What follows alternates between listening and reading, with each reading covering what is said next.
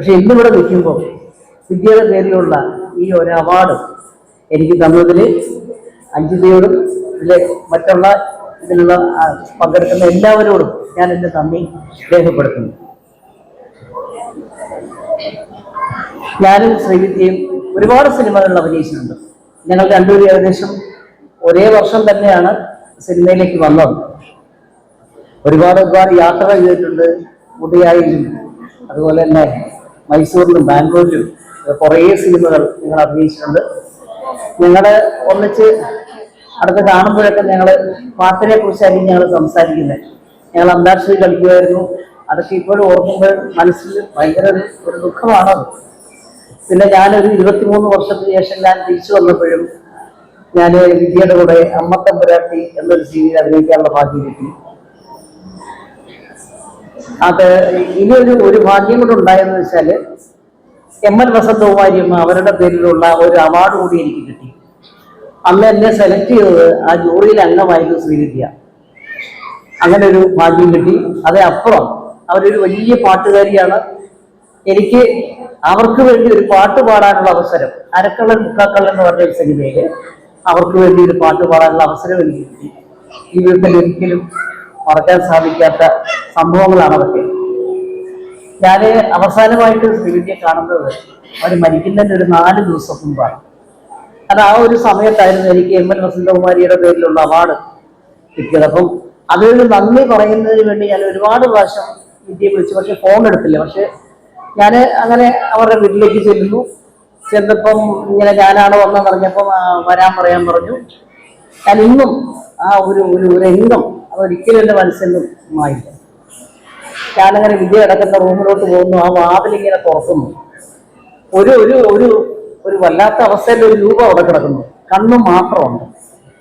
എനിക്ക് അതിനെപ്പറ്റി പറയുമ്പോൾ ഇപ്പൊ തന്നെ ഭയങ്കര ഒരു ദുഃഖമാണ്. എന്നെ വിളിച്ചിട്ട് കുറെ നേരം സംസാരിച്ചു. അപ്പൊ അന്ന് പറഞ്ഞതുപോലെ എനിക്ക് ഈ അസുഖമൊക്കെ മാറിക്കഴിഞ്ഞാൽ നമുക്ക് വീണ്ടും അമ്മത്തമ്പുരാട്ടിയിൽ അഭിനയിക്കണം, അതൊന്ന് നിർത്തി വെച്ചിരിക്കുകയായിരുന്നു. പിന്നെ പതിവില്ലാത്തതുപോലെ ആ സർവന്റിനെ കൊണ്ട് വാർഡ്രോബിൽ നിന്ന് ഒരു പുതിയ സാരി എടുത്തു, കുങ്കുമം തന്നു, അതൊക്കെ എനിക്ക് തന്നു. ഞാൻ എന്നെ പിടിച്ചിട്ട് പോവല്ലേ എന്ന് പറയും. എനിക്ക് ഒരുപാട് നേരം അവിടെ ഇരിക്കാൻ പറ്റുന്നില്ല. പക്ഷെ എന്നാലും ഞാൻ സങ്കടം അറിയിക്കാതെ ഒരുപാട് നേരം സംസാരിച്ചു. പഴയ ഒരുപാട് കാര്യങ്ങളെ കുറിച്ച് സംസാരിച്ചു. അതിലെ ഭർത്താവിനെ കുറിച്ചും ഒരുപാട് പേരെ കുറിച്ച് സംസാരിച്ചു. അത് കഴിഞ്ഞ് ഞാൻ എങ്ങനെ ഒരു 1.5 മണിക്കൂർ എന്നെ അവിടെ പിടിച്ചിരുത്തി ഓരോരോ കാര്യങ്ങൾ, പഴയ കാര്യങ്ങൾ എന്നെ ഓർപ്പിച്ചുകൊണ്ടേയിരുന്നു. അങ്ങനെ അത് കഴിഞ്ഞ് ഞാൻ വീട്ടിൽ വന്നു. പിന്നെ ഒരുപാട് നേരം ഞാൻ വിഷമിച്ച് ഒരുപാട് കാര്യം കരയ്ക്ക് കൃത്യമായിട്ട്. അതൊക്കെ ജീവിതത്തിൽ ഒരിക്കലും മറക്കാൻ സാധിക്കാത്ത സംഭവങ്ങളാണ്. പിന്നെ ശ്രീവിദ്യ ഇവിടെ വന്നതിന് ശേഷം, ഈ അസുഖം തുടങ്ങിയതിന് ശേഷം, ഞാൻ അമ്മത്തമ്പുരാട്ടിൽ ഞങ്ങൾ അഭിനയിച്ചുകൊണ്ടിരിക്കുമ്പോഴേ എന്നോട് പറഞ്ഞു, എനിക്ക് ഉറക്കമില്ല, എന്ത് ചെയ്യണം, ഞാൻ ഗുളികകളെ കഴിച്ചിട്ട് പോലും എനിക്ക് ഉറക്കം വരുന്നില്ല. അപ്പം ഞാൻ പറഞ്ഞു, വിദ്യ പണ്ട് പാട്ട് പാടുമായിരുന്നെങ്കിലും ഈ സംഗീതത്തിൽ ഒരു കൂടുതൽ താല്പര്യമൊന്നും കാണിച്ചിരുന്നു. സിനിമാ പാട്ടുകളൊക്കെ അങ്ങനെ പാടുമായിരുന്നു. അപ്പം ഞാൻ പറഞ്ഞു, വിദ്യ ഒരു കാര്യം ചെയ്യാം, മനസ്സ് ഒന്ന് ശരിയാവണമെങ്കിൽ നമുക്കൊരു സംഗീതത്തിലോട്ട് മാറാൻ പറഞ്ഞു.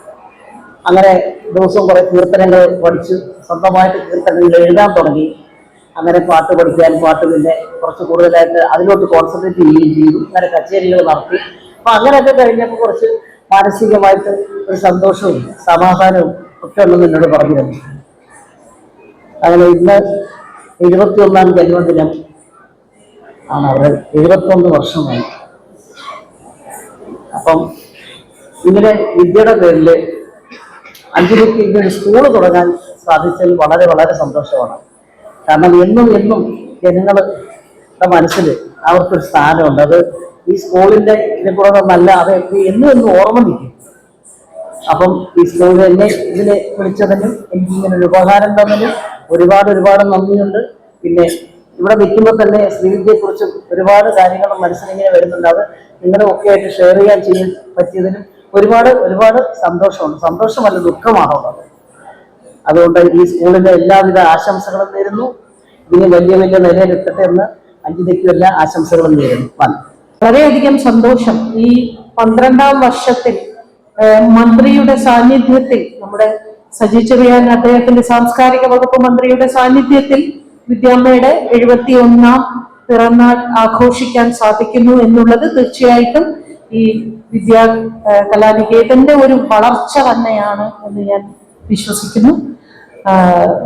ഈ ഇന്ന് ഡാൻസ് ചെയ്യുന്ന എല്ലാ കുട്ടികൾക്കും ഈ പ്രസ്ഥാനത്തിനും ഞാൻ എല്ലാവിധ ഭാവുകങ്ങളും നേരുന്നു. നന്ദി, നമസ്കാരം.